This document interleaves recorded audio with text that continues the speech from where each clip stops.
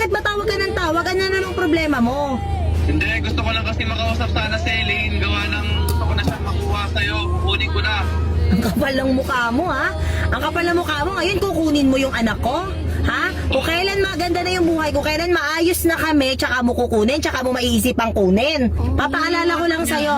Ipapaalala ko lang sa'yo, ha? Noong mga panahon naghihirap kami ng anak mo, nasan ka? Gusto ko lang nga sanang makasama yung anak ko at isasama ko sa abroad. Sasama mo sa abroad? Ha? Oo. Wala akong pakialam. Kaya ko dalhin si Elaine sa abroad. Kaya ko dalhin si Elaine kahit saan namin gusto pumunta. Ikaw, wala kang kwentang tao. Kaya wag mo kaming busitin.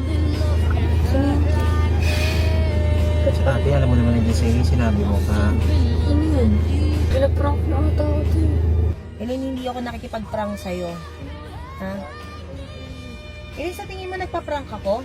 Hindi mo ba napapansin kung gaano ako ka-protective sa'yo? Ha? Kung bakit ayokong nasasaktan ka? Kung bakit ayoko alam mo yun, ng napapahamak ka, ayoko. Alam mo kung bakit protective ako sa'yo?